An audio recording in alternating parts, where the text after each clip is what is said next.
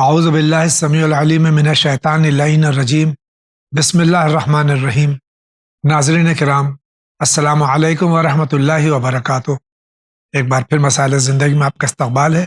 آج ہمارے اسٹوڈیو میں مہمان ہیں حجت الاسلام جناب مولانا کلب صادق صاحب قبلہ۔ ہم ان کا استقبال کرتے ہیں اور بغیر کسی تاخیر کے اپنا یہ پروگرام شروع کرتے ہیں۔ آغا السلام علیکم ورحمۃ اللہ وعلیکم وبرکاتہ۔ السلام ورحمۃ اللہ وبرکاتہ۔ انشاءاللہ مزاج بخیر ہے۔ الحمدللہ، خدا کا شکر ہے، آپ بھی بخیر ہوں گے الحمدللہ، اللہ کا شکر ہے۔ انشاءاللہ۔ اگر اجازت ہو تو پروگرام شروع کریں۔ بسم اللہ۔ آئیے دیکھتے ہیں کہاں سے سوال ہے یہ۔ السلام علیکم ورحمۃ اللہ وبرکاتہ۔ میں مدھیہ پردیش ریوا سے بول رہا ہوں۔ میرا نام طفیل احمد ہے۔ ہمارے امی جان کے اوپر بری ہوا کا سایہ ہے، تو اس کے لیے کوئی آیت بتائے کہ جس سے وہ ٹھیک ہو سکے۔ تحسین نام ہے ان کا۔ شکریہ۔ بھائی کا سوال ہے، وہاں بری ہوا، شاید ٹھنڈ زیادہ ہے وہاں، تو بری ہوا یا کوئی اور بری ہوا سے مراد ان کی والدہ پہ سایہ ہے۔ بظاہر ان کی مراد یہ ہے جیسے جنات وغیرہ کا سایہ ہو جاتا ہے، جی وہ ان کی مراد ہے۔ جی دیکھیے، جو روایات میں آیا ہے جاوید بھائی، جن گھروں میں واجبات کی پابندی نہیں کی جاتی ہے، قرآن کی تلاوت نہیں ہوتی ہے، لہو و لعب، ناچ گانا باجا چلتا رہتا ہے، میوزک چلتی رہتی ہے، شراب وغیرہ سے بھی پرہیز نہیں کیا جاتا، تو ان گھروں میں ہے کہ جنات کا سایہ ہو جاتا ہے، جی جس کی وجہ سے یہ پریشانیاں آتی ہیں۔ ان کے لیے یہ ہے کہ انہوں نے کہا کوئی آیت بتائیے، پابندی سے نماز پڑھیں، قرآن کی تلاوت کریں، صدقہ دیں، اور ہر کام کرنے سے پہلے بسم اللہ الرحمن الرحیم کہیں۔ یہ بھی ہے روایتوں میں کہ کھانا کھاتے وقت بسم اللہ الرحمن الرحیم کہیں تاکہ جنات شریک نہ ہوں۔ بسم اللہ کہنے سے جنات بھاگتے ہیں۔ اس پر عمل کریں۔ ہر مومن جو بھی سن رہا ہے ون چینل کو، وہ ان باتوں پر عمل کرے، انشاءاللہ ان پریشانیوں سے جنات کے سائے سے محفوظ رہے گا۔ انشاءاللہ، بہت بہت شکریہ۔ اگلا سوال۔ جی ہاں سنیے، سوال یہ ہے کہ میرے شوہر نے بنا بتائے دوسری شادی کر لی ہے، اور اب مجھے اس بات کا پتہ کسی اور سے چلا ہے، اور اب وہ کہہ رہے ہیں کہ وہ مجھے طلاق دیں گے، اور کیونکہ وہ دو بیویوں کا خرچہ نہیں اٹھا سکتے ہیں، تو اس حالت میں کیا کروں اور کیا کیا جائے؟ ان کے شوہر نے بقول ان کے بغیر بتائے دوسرا عقد کر لیا ہے، اور اب ان کو طلاق دینا چاہتے ہیں، کہتے ہیں میں دو بیویوں کا خرچ نہیں اٹھا سکتا، کیا کرنا چاہیے؟ دیکھیے، اسلام میں تو مردوں کو 4 شادی کی اجازت دی گئی ہے، شرطوں کے ساتھ۔ شرطوں کے ساتھ۔ یہ ہے نا کہ اگر عدالت نہیں کر سکتے ہیں، جو قرآن کی آیت ہے اس کا ٹکڑا ہے، مثنا او ثلاث او رباع وَإِنْ خِفْتُمْ أَلَّا تَعْدِلُوا فَوَاحِدَةً، یعنی 2 بیویاں رکھیں، 3 رکھیں، 4 رکھیں، اجازت ہے۔ لیکن اگر یہ خوف ہے کہ عدالت نہیں کر سکتے ہیں تو صرف ایک پر اکتفا کریں۔ لیکن پہلی زوجہ کا جو حق ہے، جو نان و نفقہ ہے، وہ دینا واجب ہے، ضروری ہے۔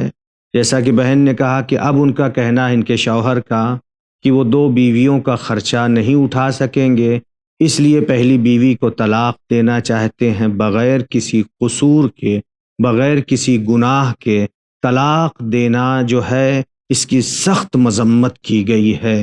روایتوں میں آیا ہے کہ کچھ موقع ایسے ہیں کہ جس سے عرش الہی ہل جاتا ہے۔ ان میں سے ایک یہ ہے کہ جب کسی پاک و پاکیزہ زن عفیفہ کو طلاق دی جاتی ہے۔ نبی اکرم بھی فرماتے ہیں کہ حلال چیزوں میں، جو چیزیں اللہ نے حلال کی ہے، ان چیزوں میں سب سے زیادہ خداوند عالم کو جو چیز ناپسند ہے وہ ہے طلاق دینا۔ نبی اکرم فرماتے ہیں ان اللہ یبغض الطلاق، اللہ طلاق کو ناپسند کرتا ہے، وَيُحِبُّ الْعَتَاقَ، اللہ کی راہ میں غلام و کنیز کو آزاد کرنے کو پسند کرتا ہے۔ لہٰذا گزارش ہے، جو بھی دوسری شادی کرے، اگر کسی وجہ سے شادی کی ہے، پہلی بیوی کا جو حق ہے وہ پورا کرے۔ اسی کے ساتھ میں ناظرین کرام، میں ایک بار پھر توجہ دلانے کی پوری کوشش کر رہا ہوں کہ نجفی ہاؤس اور چینل ون کی جانب سے آیت اللہ سیستانی حفظ اللہ تعالی کے احکام کے ذریعے جو مرتب ہوا ہے نکاح نامہ یہ حاصل کریں، اور اب جو بھی نکاح ہو رہے ہیں یا ہونے والے ہیں ان دونوں جگہوں سے، یعنی نجفی ہاؤس ممبئی اور چینل ون کے دفتر سے یہ نکاح نامہ حاصل کریں. اس میں سارے شرائط موجود ہیں، اور دونوں یعنی لڑکے اور لڑکی کو دونوں کو پہلے سے آگاہ کریں، پڑھ کے سنائیں کہ یہ احکامات ہیں شرعی، تاکہ بعد میں یہ جو حادثات پیدا ہوتے ہیں، طلاق کی نوبت آتی ہے، یہ نوبت یہاں تک نہیں پہنچے. بہت بہت شکریہ. اگلے سوال کی طرف بڑھتے ہیں. میں سنبل سے سسٹر بول رہی ہوں. میرا سوال یہ ہے کہ جو لوگ دوسرے پر تہمت لگاتے ہیں، حدیث کی روشنی میں مجھے اس کا جواب چاہیے. اچھا، خدا حافظ، شکریہ.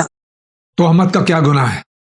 دیکھیے، حدیثوں میں مختلف انداز سے تہمت کی مذمت کی گئی ہے.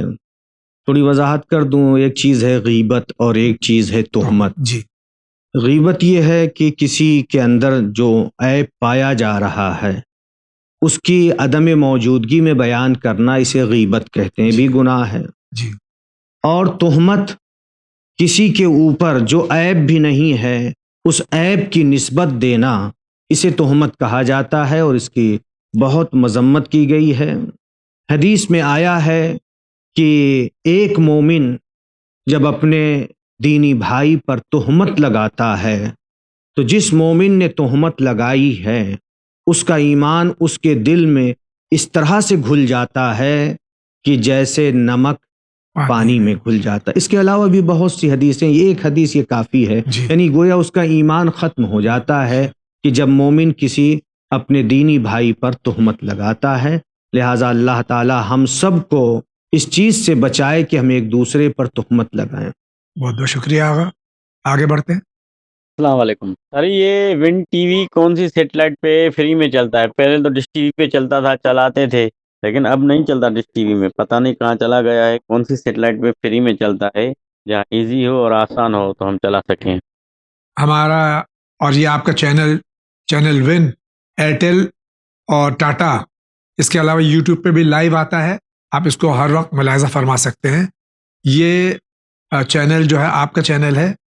اس کو آپ اگر کسی وجہ سے ٹاٹا یا ایئرٹیل نہیں تو یوٹیوب پہ بھی آپ ملاحظہ فرما سکتے ہیں. پلے اسٹور پہ اپلیکیشن ڈاؤن لوڈ کر کے آپ اس پہ بھی یہ چینل ملاحظہ فرما سکتے ہیں. بہت بہت شکریہ. اگلا سوال. السلام علیکم مولانا صاحب، اور جاوید صاحب. میرا سوال ہے، میں سہارنپور سے بول رہا ہوں، سہارنپور ضلع سے. میرا ایک سوال ہے، یہ مٹی سے ہاتھ دھونا جائز نہیں ہے؟ جبکہ مٹی سے ہی تیمم ہوتا ہے، اس کی وضاحت کریں. السلام علیکم رحمۃ اللہ. بھائی فرما رہے ہیں مٹی سے ہاتھ دھونا جائز نہیں ہے، لیکن مٹی سے تیمم کیا جاتا ہے، اس کی وضاحت فرمائیں. کہیں پر ایسا نہیں ہے کہ مٹی سے ہاتھ دھونا جائز نہیں ہے. جی. بلکہ پہلے جب صابن وغیرہ کی سہولت نہیں تھی جی. تو مٹی وغیرہ سے ہاتھ دھوتے تھے جراثیم کے دور ہونے کے لیے. جی. اور اللہ تعالیٰ نے مٹی میں جو خاصیت رکھی ہے کہ جس کے لیے یہ بیان ہوا ہے، خود پوری زمین کے بارے میں حدیث میں آیا ہے کہ جعلت لی الارض مسجدا و طہورا. اللہ تعالیٰ نے زمین کو ہمارے لیے سجدہ گاہ اور طہور قرار دیا ہے. طہور کے معنی ہے کہ خود طاہر ہے اور دوسری چیزوں کو طاہر کرنے والی ہے. جیسا کہ آتا ہے مطہرات میں ہے. مطہرات میں سے ایک یہ ہے کہ اگر پیر کے تلوے میں یا جوتے کے تلوے میں نجاست لگ جائے زمین سے تو اس 4 شرطوں کے ساتھ جو ہے وہ زمین پاک کر دیتی ہے، پیر کے تلوے کو اور جوتے کے تلوے کو. پہلی شرط یہ ہے کہ زمین پاک ہو، دوسری شرط یہ ہے زمین خشک ہو، تیسری شرط یہ ہے کہ نجاست زمین ہی سے لگی ہو، اور چوتھی شرط یہ ہے کہ زمین پر چلنے سے یا زمین پر رگڑنے سے نجاست دور ہو جائے تو پاک ہو جاتا ہے پیر کا تلوا اور جوتے کا تلوا. اور اس سے زیادہ اہم چیز جو ہے وہ یہ ہے کہ اگر کسی برتن میں کتا پانی پی لے یا اس کی رال ٹپک جائے یا کسی برتن کو چاٹ لے تو برتن پاک نہیں ہو سکتا ہے جب تک کہ اس کو گیلی مٹی سے مانجھا نہ جائے. بہت سے لوگ یہ مسئلہ نہیں جانتے، متوجہ نہیں ہوتے ہیں. عام طور پہ جو برتن جو ہے لیتے ہیں کھانا پکانے کے لیے اس طرح سے لیتے ہیں کرائے پر، وہ برتن ایسے ہی پڑے رہتے ہیں، کتے چاٹتے رہتے ہیں. لہٰذا مومنین اس چیز پر جو ہے توجہ دیں کہ جب برتن اپنے گھر میں لائیں تو اسے پہلے گیلی مٹی سے مانجھیں، اور گیلی مٹی سے مانجھنے کے بعد قلیل پانی سے یا پر پانی سے یا جاری پانی سے 2 مرتبہ دھوئیں. جب تک برتن کو گیلی مٹی سے نہیں مانجھا جائے گا برتن پاک نہیں ہو سکتا. کتے کا چاٹا یا کتے کا چاٹا ہوا. شکریہ آغا. اگلا سوال. السلام علیکم جاوید بھائی. السلام علیکم مولانا صاحب.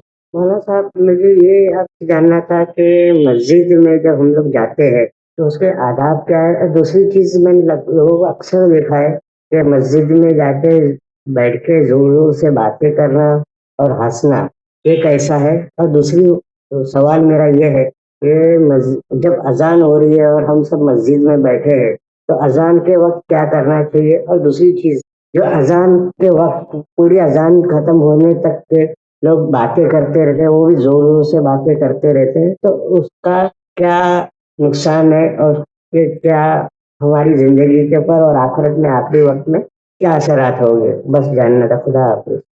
میں سوال کو مختصر کر دوں جی کہ مسجد میں داخل ہونے کے آداب، اسی کے ساتھ میں مسجد میں شور شرابہ کرنا یا بازار جیسی کیفیت پیدا کر دینا اور دنیاوی باتیں میں مشغول ہونا، چاہے وہ اذان کا وقت ہو یا اذان کے بعد کا وقت ہو، مسجد میں یہ ساری باتیں کرنا کس طرح سے؟ دیکھیے آداب مسجد میں جو بیان کیا گیا ہے ان آداب مسجد میں سے یہ ہے کہ مسجد کو صاف ستھرا رکھا جائے، اور مسجد میں لائٹ وغیرہ چراغ وغیرہ جہاں پر لائٹ کے انتظام نہیں ہے چراغ جلایا جائے. مسجد میں جاتے وقت اپنے بدن میں خوشبو لگا کے جائیں، صاف ستھرا لباس پہن کے جائیں، اور مسجد میں جب داخل ہونے لگیں داخل ہوتے وقت پہلے دایاں پیر رکھیں یعنی سیدھا پیر، اور جب مسجد سے نکلنے لگیں تو بایاں پیر باہر نکالیں، اور مسجد میں کوشش کریں سب سے پہلے پہنچیں، اور مسجد سے تاخیر سے آئیں. یہ مستحبات مسجد ہیں، آداب مسجد میں بیان کیا ہے. اور کچھ چیزیں مکروہات مسجد ہیں، جیسے مسجد کے اندر اگر مجبور نہیں ہے مسجد میں سونا مکروہ ہے، یا مسجد میں دنیاوی باتیں کرنا، دنیاوی باتوں میں مصروف رہنا، باتیں کرنا، زور زور سے مسجد میں بولنا یہ بھی مکروہ ہے. جیسا کہ بھائی نے سوال کیا ہے مسجد میں زور زور سے بولنا مکروہ ہے. اور یا اسی طرح سے مسجد میں جو بیان کیا ہے مکروہات مسجد میں تھوکنا، مسجد میں ناک چھنکنا یا بلغم تھوکنا یہ کبھی کبھی حرام بھی ہو جاتا ہے، اس سے بھی پرہیز کرنا چاہیے. اور جو بھائی کا سوال ہے کہ اذان کے وقت کیا کرنا چاہیے، اذان کے وقت یہ ہے کہ انسان ساکت رہے، خاموش رہے، اذان کو سنے، ذکر الہی بجا لائے، یا یہ ہے کہ اذان کے وقت استغفار کرے، دعا کرے، عظمت پروردگار کے بارے میں سوچے، صلوات پڑھے، یا اپنے وقت کے امام کے ظہور کے لیے سلامتی کے لیے دعا کرے اذان کے وقت. اور بھائی نے جو سوال کیا کہ اذان کے وقت اگر کوئی بولتا ہے کیا نقصانات ہیں، وہ ہمارا جہاں تک خیال ہے اشارہ کرنا چاہ رہے ہیں یا پوچھنا چاہ رہے ہیں کہ بعض حدیثوں میں ہے، جبکہ علماء زیدیہ نے وہ حدیث پیش کی ہے، اہل بیت تک اس حدیث کا سلسلہ نہیں پہنچتا ہے کہ وہ حدیث میں آیا ہے یتلجلج لسانہ عند الموت، کہ اذان کے وقت جو گفتگو کرتا ہے موت کے وقت اس کی زبان رک جاتی ہے یا لکنت کرتی ہے، بول نہیں سکتا ہے. لیکن اس حدیث کی سند اہل بیت تک نہیں ہے، علماء زیدیہ نے پیش کی ہے. ہاں یہ ہے کہ دعا کریں، صلوات بھیجیں، یہ ساری چیزیں یا دہراتے رہیں اذان کے جو افکار ہاں فقرات ہیں. شکریہ آغا. اگلا سوال. السلام علیکم ورحمۃ اللہ وبرکاتہ. مولانا صاحب میرے 3 سوالات ہیں. نمبر 1، اسلام میں کب واجب ہوتا ہے؟ جب کوئی انسان مر جاتا ہے تب اس کو مت کریں گے تو خود سے بہت واجب ہوتا ہے، یا اور اس کو مرحوم جو مر گیا ہے اس کو غسل کفن دینے کے بعد اگر اس کو مت کر رہے ہیں، اس کو چوم رہے ہیں، تو مسئلہ واجب نہیں ہوگا یا ہوگا؟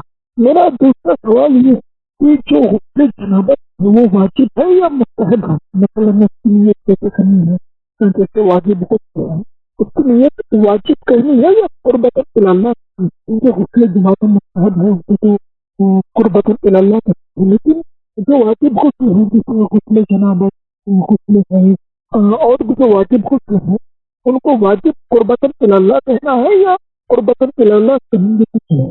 मेरा तीसरा सवाल कि अगर कोई इंसान से दो गुस्ल वाजिब हो जाए तो क्या दोनों गुस्ल करना है या दोनों की नियत करनी है या दोनों में से कोई एक गुस्ल कर सकते हैं? प्लीज मोहम्मद साहब मेरे सवालों के जवाब दीजिए और सलाम खुदा। गुस्ल मसे मैयत कब वाजिब होता है?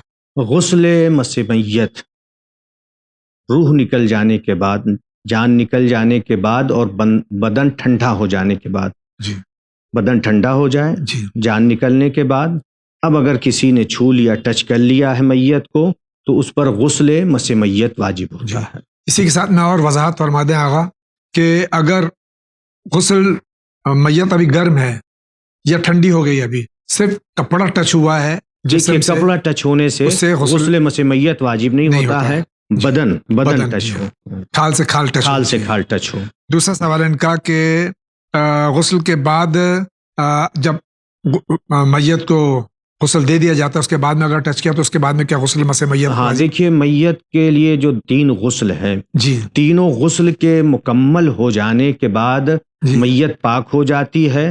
अब मैयत को छूने के बाद गुस्ल मसे मैयत वाजिब नहीं होता है, लेकिन अगर 2 गुस्ल दिया गया है, जी तीसरा गुस्ल बाकी बाकी है। है, छू लिया तो भी गुस्ल मसे मैयत वाजिब होता है। तीनों गुस्ल के मुकम्मल होने के बाद मैयत को छूने से छूने वाले पर गुस्ल मसे मैयत वाजिब नहीं होता है। तीसरा सवाल है कि जनाबत का जो गुस्ल है या जो वाजिब गुस्ल है उसमें वाजिब कुर्बतन इल्लाह कहना जरूरी है या सिर्फ कुर्बतन इल्लाह कह सकते हैं? सिर्फ कुर्बतन इल्लाह कह देना काफी है। जी। चौथा सवाल है कि अगर किसी को 2 गुस्ल वाजिब हो जाए तो दोनों बार गुस्ल करना है या दोनों की नियत करके एक ही गुस्ल करना है? दोनों की नियत कर ले और फिर उसके बाद एक गुस्ल कर ले, काफी काफी है। है। शुक्रिया आगा। आगे बढ़ते हैं। सलाम मौलाना जावेद भाई, किसी मसला एक ऐसी जवाब जो हो तो जरा बताइएगा कि माविया की जिंदगी में इमाम मुस्लिम क्या वो भैया का तकाजा उससे किया था इमाम हसन से या नहीं, और इमाम हुसैन कितने साल माविया की जिंदगी में थे और उसके मरने के बाद क्यों यजीद ने फौरन मैयत का तकाजा किया? बता सकते हैं मौलाना, बता सकते हैं जरा? शुक्रिया, मुझे जरा बड़बड़िए क्या है। खुदा हाफिज़।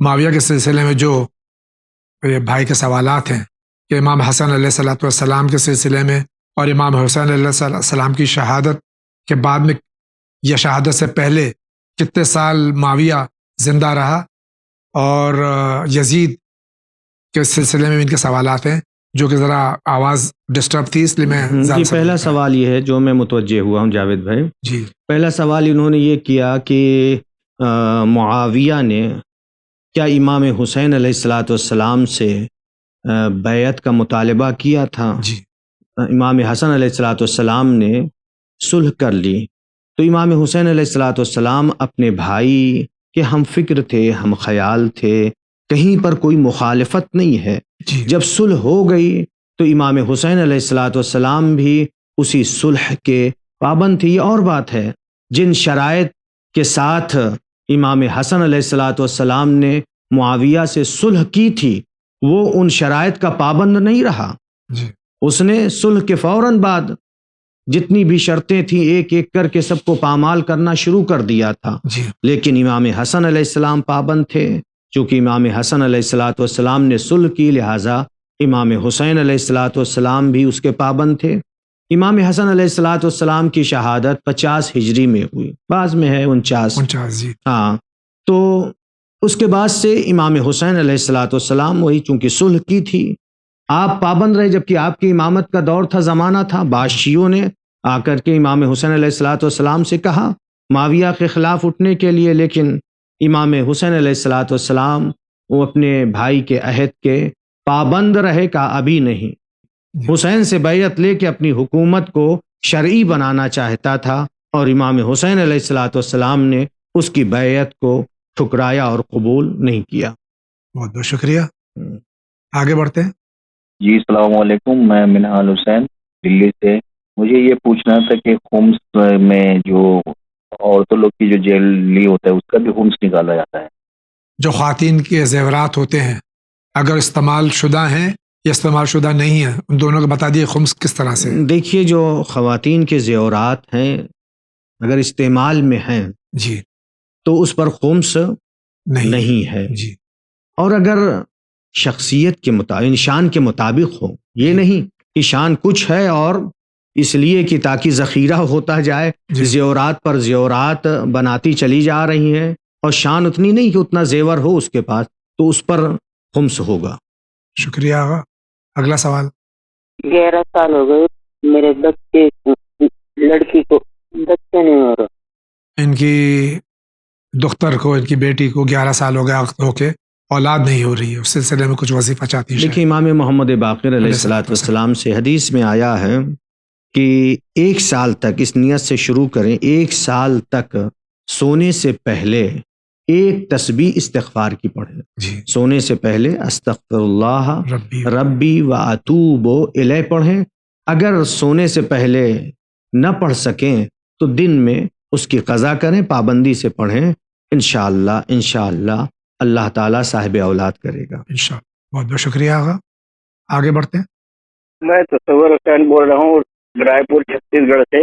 ये हम मैयत के बारे में पूछना चाह रहे हैं कि जैसे हमको मैयत होती है तो नहलाने वगैरह के सिलसिले में पूछना है। मैयत को नहलाने के लिए हम गुसल खाने में लेके जाते हैं, हमारे यहाँ मस्जिद गुसल खाना बना हुआ है, तो मैयत को नहलाने के लिए लेके जाते हैं, कपड़े वगैरह उतारते हैं तो हमारे ऊपर मसे मैयत लागू हो जाता है। अब मैयत को नहलाने के बाद पाक करके जब हम बाहर निकालते हैं तो हमारे ऊपर तो गुस्ल वाजिब है, तो मैयत पाक होगी कि नहीं होगी, ये हम पूछना चाहते हैं। खुदा हाफ़िज़। मैयत को ठंडा होने के बाद छू लिया, उसके बाद में गुस्ल दिया मैयत को और मैयत को बाहर लेके आ गए, तो हम पर तो मसे मैयत वाजिब हो गया। अगर मैयत को छुआ तो क्या मैयत को फिर से गुस्ल देना है? नहीं। कभी कभी ये सवाल किया जाता है, यूं भी मोमिनीन करते हैं कि जिसके ऊपर मसे मैयत वाजिब हो गया है जी, तो क्या वो मसे, अभी तो उसने खुद गुस्ल नहीं किया जी, अब मैयत को अगर दोबारा छू लेगा तो क्या मैयत नजिस हो जाएगी? नहीं, ऐसा कुछ नहीं है, छूने से कुछ नहीं होता है। बहुत बहुत शुक्रिया आगा। आगे बढ़ते हैं। अस्सलाम वालेकुम। चाचा, मेरा सबसे बड़ा प्रॉब्लम है, जो मेरा एक तो भाई है ना, मेरा भाई का, हम कलकत्ता से फोन कर रहे, मेरा एक भाई का प्रॉब्लम है और वो पागल का, जैसे कोई बोलता है पागल हो गया है, कोई बोलता है उसका कुछ खाया है, तो कोई बोलता है उसका दिमागी हालत खराब है। बहुत सारा डॉक्टर दिखाए पर पता नहीं उसको हुआ का, हमको समझ में नहीं आता है। तो प्लीज आप जरा सा बता सकते हैं तो बताइए कि उसको क्या हुआ है, कि उसका दिमागी हालत खराब है। डॉक्टर तो जादू टोना है कि क्या है, ऐसा कुछ दुआ बताइए जिसमें हम लोग उसको सही रास्ता ढूंढ सके। अस्सलाम वालेकुम। सबसे पहले तो इनको मुख्तलिफ इसके जो इस फील्ड के स्पेशलिस्ट हैं उन डॉक्टर्स को, न्यूरोलॉजिस्ट हो, साइकोलॉजिस्ट हो, साइकेट्रिस्ट हो, उनको दिखाना चाहिए। और उसके बाद में भी अगर खुदा न खास्ता इफाका नहीं हो रहा तो फिर शरई क्या यानी जवाज है इसका? देखिए, जो बहन का सवाल है ये कि क्या हुआ है जी, ये तो इस हिसाब से जो अमलियात वाले हैं वो बता सकते हैं। हम लोग ये बताते हैं कि इसके लिए कौन सा वजीफ़ा होना चाहिए। इसके लिए वजीफ़ा ये है, हर एक के लिए यही है कि जो नमाज सुबह और नमाज मगरिब के बाद ला हौल वला कुव्वता इल्ला बिल्लाहिल अलील अज़ीम 7 मरतबा या 10 बार पढ़ता है, तो इस विर्द का फ़ायदा ये है कि वो दीवानगी, जुज़ाम और नाबीनाई से महफूज रहता है। उसको, अपने भाई को ये तरबियत करें, नमाज के लिए कहें कि नमाज पढ़े और नमाज के बाद कहें नमाज मगरिब और नमाज सुबह के बाद इसे पढ़े, इंशाअल्लाह ठीक हो जाएगा। इंशाअल्लाह। आप फरमाइए क्या कहना चाहते हैं? सलीम अली बोल रहा हूँ, जरी मरीज है। मेरा सवाल ये है मौलाना साहब से कि अल्लाह की यहाँ जो लाइन होगी इंसाफ की, वो जाति के हिसाब से होगी या एक ही लाइन होगी? खुदा हाफिज़। महशर में जो लाइन होगी, क्यू, आप कतार में हैं तो एक ही होगी या वीआईपी की, वीवीआईपी की अलग होगी और हमारी अलग होगी? अल्लाह हर एक का खालिक है जी, हर एक का पैदा करने वाला अल्लाह ही है जी। उसने जाति के हिसाब से जो सवाल किया है, नस्ल के एतबार से पैदा नहीं किया है। اس نے پیدا کیا ہے سب کو، سب اس کی مخلوق ہیں. جی وہاں پر ایک ہی لائن ہوگی، اور وہ لائن ہے اللہ تعالیٰ قرآن مجید میں فرما رہا ہے ان اکرمکم عند اللہ اتقاکم، اللہ کے نزدیک سب سے زیادہ قریب، مقرب، باوقار وہ شخص ہوگا کہ جس کا تقوی زیادہ ہوگا، جو زیادہ پرہیزگار ہوگا، یعنی واجبات الہی کو بجا لائے گا اور گناہوں سے اپنے آپ کو بچائے گا، وہی اللہ سے قریب ہوگا. بہت بہت شکریہ. آپ کہیے کیا کہنا چاہتے ہیں؟ السلام علیکم مولانا صاحب جاوید بھائی. امید ہے جاوید بھائی آپ کی طبیعت ٹھیک ہے. میں یہ سوال پوچھنا چاہتا ہوں مولانا صاحب سے. جی مولانا صاحب، یہ جو خواتین جب بیویوں کی کہانی سنتی ہیں، کیا اس کا تبرک یہ مرد کھا سکتے ہیں؟ تو ہاں، یہ کہانی میں لکھا ہوا ہے کہ یہ بیوی ہی کھاتے ہیں. اس کا جواب دیں. شکریہ. السلام علیکم. خدا حافظ. ایک تو ہوتا ہے شریعت میں کیا ہے، دوسرے یہ کہ جو مقامی ماحول ہوتا ہے، جو وہاں کے اعتقادات ہوتے ہیں، اس کے حساب سے جو معصوم عالمیان صلوات اللہ سلام اللہ علیہ کی نظر ہوتی ہے یا کہانی ہوتی ہے، تو اس کا جو تبرک ہے وہ مرد کھا سکتے ہیں یا نہیں؟ دیکھیے، شریعت کے حساب سے کوئی مذائقہ نہیں، کوئی حرج نہیں ہے. جی مرد کھا سکتے ہیں. شہزادی کے طفیل میں تو سب کھا رہے ہیں. بالکل، پوری دنیا کے کھا رہی نام ہے. پر پوری دنیا، جی پوری دنیا شہزادی کے مہر میں ہے. جی بے تو شک. شہزادی کے نام کی چیز کیوں نہیں کھا سکتے ہیں؟ جی کھائیں گے، کھا کے دعا کریں. کھانا بھی چاہیے. جی کھائیں، مرد بھی کھائیں، جی عورتیں بھی کھائیں، اور کھا کر کے دعا کریں جی کہ شہزادی ہمارے لیے دنیا میں بھی وسیلہ بنے اور آخرت میں بھی بے شک. ہمیں ہماری شفاعت کرائیں. اس میں آغا یہ چونکہ سوال میں نہیں ہے، لیکن یہ اکثر سوال آتے ہیں کہ جو ہم لوگ کہانی کے نام سے کہانی جناب سیدہ سلام اللہ علیہ کی سنتے ہیں، تو اس میں جو معجزات ہیں، اس کے علاوہ جو آگے پیچھے کی چیزیں ہیں، کیا اس کا پڑھنا صحیح دیکھیے، ہے؟ جو روایتوں میں معجزات آئے ہیں، جی ان معجزات کا بیان کرنا اچھا ہے، بہت اچھا ہے. ذکر اہل بیت ہے گویا. جی ان کہانیوں میں جو کہانی بیان کرتے ہیں، جی یہ معجزات جو روایتوں میں ہے، جی گویا ہم ذکر اہل بیت کر رہے ہیں، فضائل اہل بیت بیان کر رہے ہیں. جی. لیکن جو کچھ چیزیں اپنی طرف سے بڑھا دی ہیں کچھ لوگوں نے، جی وہ نہیں ہونا چاہیے. شکریہ. اگلا سوال. میں ہم سری نگر سے بول رہے ہیں، کنڈا سے. مجھے ایک سوال ایک کرنا تھا. نماز کے ٹائم مجھے وہ ہو جاتی ہیں، غفلتیں ہو جاتی ہیں، اس کے لیے مجھے کیا کرنا ہوگا؟ یہ نماز کے وقت ان کو غفلت ہوتی ہے، سستی ہوتی ہے، کیا کرنا چاہیے؟ دیکھیے، شیطان تو اپنی پوری کوشش کرتا ہی ہے. جی بعض علماء بیان کرتے ہیں 3 موقع پر شیطان کا حملہ زیادہ ہوتا ہے. ایک تو یہ کہ جب نماز کا وقت ہوتا ہے، کیونکہ شیطان کے لیے ہے کہ شیطان بہکانے کے لیے کبھی سامنے سے آتا ہے، کبھی پیچھے سے آتا ہے، کبھی دائیں طرف سے، کبھی بائیں طرف سے، پوری کوشش کرتا ہے. یہاں تک کہ جب نماز کا وقت ہوتا ہے تو سستی پیدا کر دے گا، ذہن میں یہ وسوسہ آئے گا کبھی تو وقت ہے، اس طرح کی چیزیں آتی ہیں. یہ شیطان کا پہلا حملہ ہوتا ہے. جب اللہ اکبر کہہ کے تکبیر کہہ کے نماز شروع کرتا ہے تو بھی شیطان کا حملہ رہتا ہے کہ ذہن کے اندر خیالات طرح طرح کے آنے لگتے. نماز شروع کرتا ہے لیکن خیال اس کا کاروبار میں ہے، ادھر ہے، ادھر ہے، اس میں ہے، اس میں ہے. یہ شیطان کا حملہ ہے. جی اور تیسرا حملہ شیطان کا نماز تمام کرنے کے بعد ہے. نماز پڑھ لی ہے، اب کوشش کرتا ہے کہ اس میں ریاکاری کرے. جی تو یہ شیطان کا حملہ ہوتا ہے. لہٰذا جب بھی ایسا وسوسہ ہو یا یہ کہ اس طرح کی باتیں ہو رہی ہیں، لا حول ولا قوت الا باللہ العلی العظیم پڑھے، انشاءاللہ. بہت بہت شکریہ. محفوظ. جی آپ کیا کہہ رہے ہیں؟ السلام علیکم. میں وجےواڑا سے بات کر رہی ہوں، انڈیا سے. میرا نام فرحہ ہے. میرا سوال یہ ہے کہ میرے ساس سسر اور میرے نندا، یعنی کہ میرے جو ہسبینڈ ہے نا، ان کے دادا جی کے جائیداد تھا. وہ جائیداد کو بنا میرے شوہر کے مشورے کے میرے سسر نے کیا کیا، ان 3 لڑکیاں ہیں، ان کی 3 بیٹیاں ہیں، وہ 3 بیٹیوں کو دے دیا. یعنی میرے ہسبینڈ کو کچھ بھی نہیں دیا، لیکن یہ خود کچھ بھی پوچھے نہیں دیے بول کے کچھ بھی نہیں پوچھے. لیکن ان کے دل میں تھا کہ میرے ماں باپ مجھ سے بے انصاف نہیں کریں گے، لیکن ان لوگوں نے ایسا کر دیا. उसके बाद से वो ना हमसे बात कर रहे हैं ना हमारे बच्चों से बात कर रही हैं मेरे सास ससुर। क्या ये जो कर रहे हैं ये सही है क्या? उन्हें सब पता है, कुरान के बारे में सब पता है, रिश्ते कैसा निभाना है सब पता है, लेकिन खुद उल्का अगर हम लोग उन लोगों को पैसे देने तो वो बात करते हैं, अगर पैसे नहीं दिए तो बात भी नहीं करते हैं, और बच्चों कैसी तबीयत कोई भी नहीं पूछते हैं। मेरे हस्बैंड बहुत परेशान है, उनके माँ बाप ने उन लोगों को बात नहीं कर रहे हैं, बहना भी उनके दीदियाँ भी कोई बात नहीं कर रहा है, साफ रिश्ता ख़त्म कर दिया है उन लोगों ने। बल्कि हमने उन लोगों को जायदाद के बारे में कुछ भी नहीं पूछा, क्यों ऐसा करे करके हमने किसी को भी नहीं बोला, लेकिन वह खुद बोल रहे हैं कि वहाँ पर लोगों को बोल रहे हैं कि मेरा बेटा नहीं देख रहा है बाकी, लेकिन हम लोगों ने उन लोगों के कर्जा भी अदा कर दिए, जो कर्ज थे उनके अदा कर दिए थे, जहाँ तक हमारा हो सकता था उतनी दूर हमने कर दिया था। लेकिन अब हमारी हालत ऐसी है कि खुद कमाना है और खुद खाना है। ना मेरे 2 बच्चे हैं, 2 बच्चों के नाम पे भी कोई भी जायदाद नहीं है। क्या उन लोगों ने ऐसा करके ठीक किया है? इसके बारे में बताइए। इनके ससुर ने अपने वालिद की जायदाद को अपनी औलाद में बेटियों को दे दिया, इनके शौहर को नहीं दिया कुछ, तो क्या सही किया?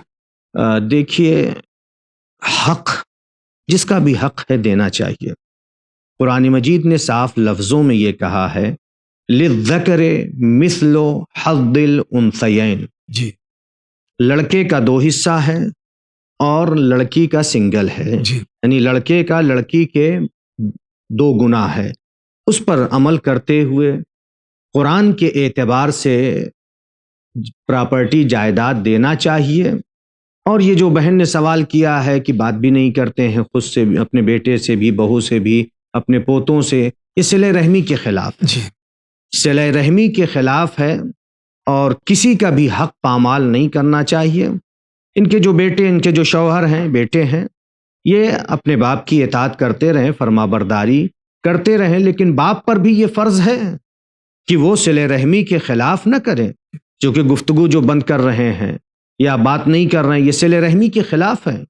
जावेद भाई, रिवायत में आया है, फ़इन्ना रिहल जन्नह तूजदु मिन मसीरते अल्फ आमिन, जन्नत की खुशबू 1000 साल की मसाफत से आएगी, यानी इतना रास्ता रहेगा, इतनी दूरी से आएगी, लेकिन वला यजदुहा अल आक़ो वला क़ातिउ रहमिन, लेकिन इस खुशबू को जो वालदैन का नाफरमान है, आक़ यानी वालदैन का नाफरमान जो है वो, और जो क़त्ए रहम करने वाला है, वो इस खुशबू को नहीं पाएगा।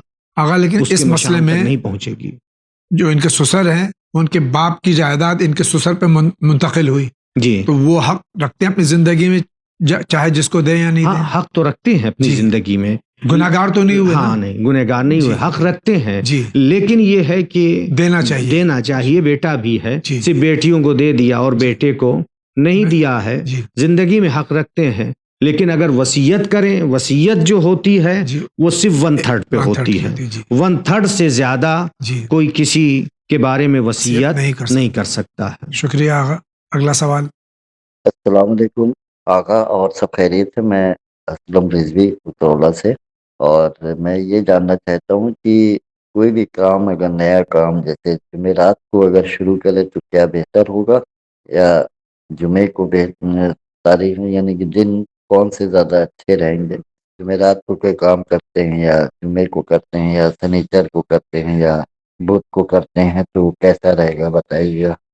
कोई भी नया काम हम किस दिन शुरू करें? नबी अकरम सल्लल्लाहु अलैहि वसल्लम से एक रिवायत में आया है कि अल्लाह ताला ने मेरी उम्मत के लिए अगर कोई नया काम शुरू करना चाह रहा है तो जुमेरात का दिन या शनिचर का दिन जो है 22 से बरकत करार दिया है। इसके अलावा भी है, जुमे के लिए भी है, और भी मुख्तलिफ रिवायतें हैं। ये जो मैंने रिवायत पेश की है, इस रिवायत में जुमेरात और शनिचर की फजीलत बयान की है काम शुरू करने के एतबार से। शुक्रिया आगा। इनका क्या सवाल है? अस्सलाम वालेकुम, मैं हसन बोल रहा हूँ लखनऊ से।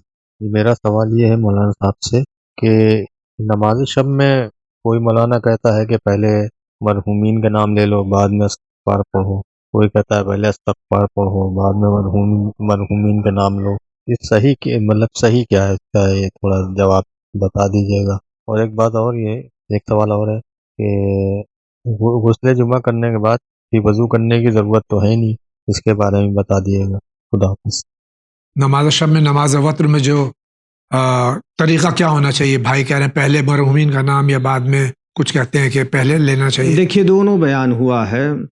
बाज़ उलमा की सीरत रही है कि पहले इस्तिग़फ़ार करते हैं, अस्तग़फ़िरुल्लाह रब्बी व अतूब इलैह 70 बार। फिर उसके बाद जो है 40 मोमिनीन के लिए इस्तिग़फ़ार करते हैं।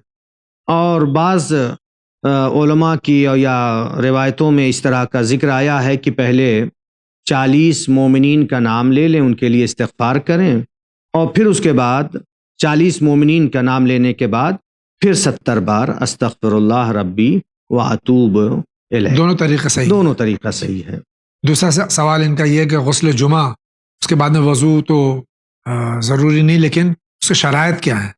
देखिए गुस्ल जुमा की नियत से गुस्ल किया तो चूँकि गुस्ल जुमा का मुस्तहब होना साबित है।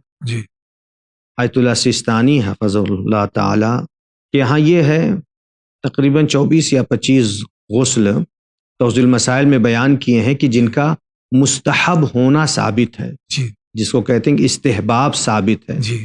जिन गुस्लों का मुस्तहब होना साबित है, उन गुस्लों के बाद वज़ू की ज़रूरत नहीं है नमाज के लिए। तो उनमें से नमाज गुस्ल जुमा भी है, लिहाजा ज़रूरत नहीं है, नमाज वाजिब पढ़ सकते हैं। शुक्रिया आगा। इनका क्या सवाल है? जाकिर हुसैन, हमारा क्वेश्चन ये है कि हमारे नबी सल्लल्लाहु अलैहि वसल्लम के दादा के कितने बेटे थे और मशहूर कितने बेटे थे? उनमें से हमारे नबी सल्लल्लाहु अलैहि वसल्लम के जो अब्बा थे वो किस जगह वफात पा गए थे और आप सल्लल्लाहु अलैहि वसल्लम की अम्मी किस जगह वफात पा गई? शुक्रिया। नौजवान का सवाल है, हज़रत अब्दुल मुत्तलिब अलैहिस्सलाम के कितने फ़र्जंद थे और हज़रत सरकार ख़त्म मरतबत सल्लल्लाहु अलैहि वसल्लम के वालिद माजिद और उनकी वालिदा माजिदा ये कहाँ मदफून है? जी हाँ, जनाब अब्दुल मुत्तलिब के 10 बेटे थे। सबसे बड़े हारिस और सबसे छोटे नबी अकरम सल्लल्लाहु अलैहि वसल्लम के वालिद जनाब अब्दुल्ला थे। 10 बेटे और 6 बेटियां थीं। नबी अकरम सल्लल्लाहु अलैहि वसल्लम के वालिद मोहतरम जनाब अब्दुल्ला इब्न अब्दुल मुत्तलिब कुरैश के कारवान के साथ शाम तिजारत के लिए गए थे। शाम से जब वापस पलट रहे थे तो रास्ते में अलील हुए, बीमार हुए, मदीने चले गए। चूँकि मदीने में नबी अकरम सल्लल्लाहु अलैहि वसल्लम की जो मादर ग्रामी थी, वो मदीने में एक कबीला है बनी नज्जार, वहाँ से थी। वहाँ पर आप तशरीफ़ ले गए और 1 महीने तक बिस्तर अलालत पर थे मदीने में।